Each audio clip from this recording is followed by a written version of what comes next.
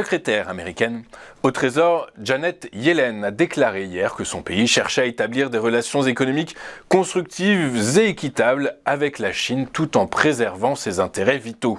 Les deux pays peuvent bénéficier d'une saine concurrence dans la sphère économique, mais une saine concurrence économique où les deux parties en bénéficient n'est durable que si cette concurrence est équitable. Nous continuerons à nous associer à nos alliés pour répondre aux pratiques économiques déloyales de la Chine, a-t-elle ajouté lors d'une conférence hier. Notons qu'il n'y a pas eu de commentaire immédiat de la partie chinoise sur les déclarations de la responsable américaine. Les eurodéputés se sont prononcés hier en approuvant à 529 voix pour et 29 contre la mise en place d'un nouveau cadre réglementaire et commun sur les crypto-monnaies.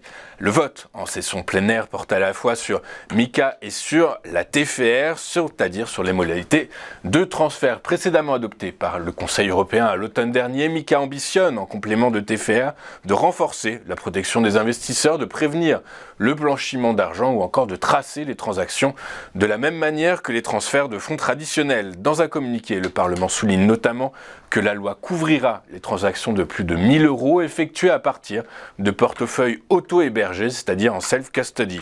Le règlement MiCA ne rentrera cependant pas en vigueur immédiatement. Le texte doit être en dernier lieu approuvé par le Conseil au mois de mai, avant sa publication au journal officiel de l'UE. Le règlement ne devrait donc au final s'appliquer que dans un délai d'environ 18 mois. Certains membres du Conseil des gouverneurs de la Banque centrale européenne ont exprimé lors de la dernière réunion de mars des inquiétudes quant aux nouvelles prévisions économiques de l'institution, les jugeant trop optimistes. La BCE a en effet annoncé le 16 mars dernier qu'elle anticipait tout à la fois un ralentissement progressif de l'inflation qui s'approcherait de l'objectif de 2% d'ici à 2025, une modération de la croissance des salaires et une accélération de la croissance économique. Ceci étant, des membres du Conseil ont fait valoir qu'il n'y avait qu'une faible probabilité que l'inflation retombe à des niveaux aussi bas et aussi rapidement que le suggèrent les prévisions de mars des services de la BCE. Des membres ont également contesté les prévisions présentées par le chef économiste de la BCE, Philip Lane, notamment celle selon laquelle la croissance des salaires s'établirait en moyenne à 5,3% cette année avant de retomber à 4,4% en 2024 et à 3,6% en 2025. Des doutes ont été exprimés quant au bien fondé du ralentissement de la croissance des salaires vers la fin de l'horizon prévu dans les projections de mars, a déclaré la BCE.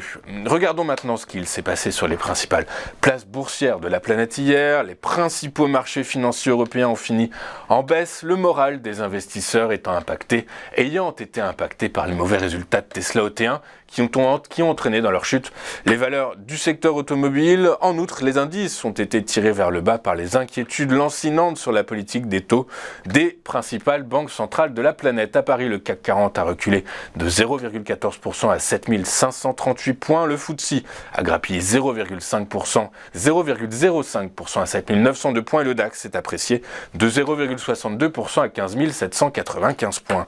À New York, la bourse a fini avec du plomb dans l'aile, déçu par des résultats de sociétés comme Tesla. Le Dow Jones a reculé de 0,33% à 33 786 points. Le Nasdaq a cédé 0,8 points à 12 059 points. Le S&P 500 a plié de 0,6% à 4 129 points.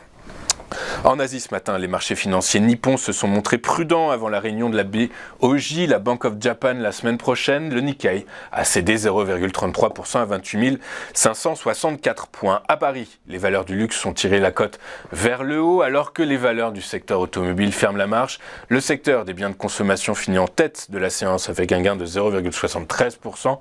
À l'inverse, la tech et la santé sont lanternes rouges avec des replis respectifs de 1,9 et 1,06%.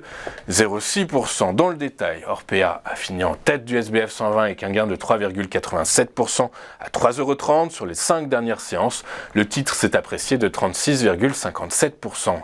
Sartorius Stedim a de son côté dévissé de 8,89% à 254,20 € après avoir publié des résultats dégradés au T1 2023. Les rendements des taux souverains européens ont fini en baisse après avoir atteint la veille leur niveau le plus élevé depuis un mois avec la perspective d'une poursuite du resserrement monétaire des grandes banques centrales. Le 10 ans allemand a reculé à 2,45% après être monté jusqu'à 2,54% la veille. Sur le marché américain, le rendement des Treasuries à 10 ans cède plus de 10 points de base à 3,5337%.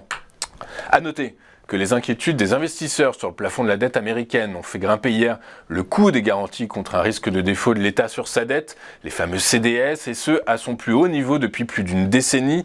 Le CDS à 5 ans sur la dette des États-Unis a atteint 49 points de base, soit plus de 2 fois son niveau de janvier selon des données compilées par S&P Global Market Intelligence. Sur le Forex, le dollar index a reculé de 0,2% suite à la publication d'indicateurs macro qui appuient les scénarios prospectifs d'une récession aux États-Unis. En effet, les inscriptions au chômage ont légèrement augmenté la semaine dernière, alors que dans le même temps, l'indice manufacturier de la Fed de Philadelphie est ressorti à un plus bas de 3 ans. Les cours du pétrole ont enchaîné une seconde séance consécutive de baisse hier. Les opérateurs inquiets des perspectives des entreprises et de plusieurs indicateurs qui pourraient annoncer un prochain ralentissement économique pesant inévitablement sur la demande de brut. Le baril de Brent de la mer du Nord pour livraison juin 2023 a cédé 2,43% à 81,10 $. Son équivalent américain, le baril de West Texas Intermediate, le WTI pour livraison mai, dont c'était le dernier jour de cotation hier, a abandonné 2,39% à 80,81 $. Enfin, sur le marché des monnaies virtuelles, l'adoption par le Parlement européen de MiCA ralentit quelque peu l'attrait des investisseurs pour les cryptos. Le Bitcoin a cédé 3,16% à 28 125 $. L'Ethereum a lui reculé de 1,71% à 1939 $. L'unité, nous allons marquer une toute première pause dans cette édition du 21 avril 2023 et comme je vous l'annonçais, pour ouvrir le bal de nos invités de cette édition, eh bien nous accueillerons sur le plateau de TV Finance Antoine Quesada. Tout de suite sur TV Finance.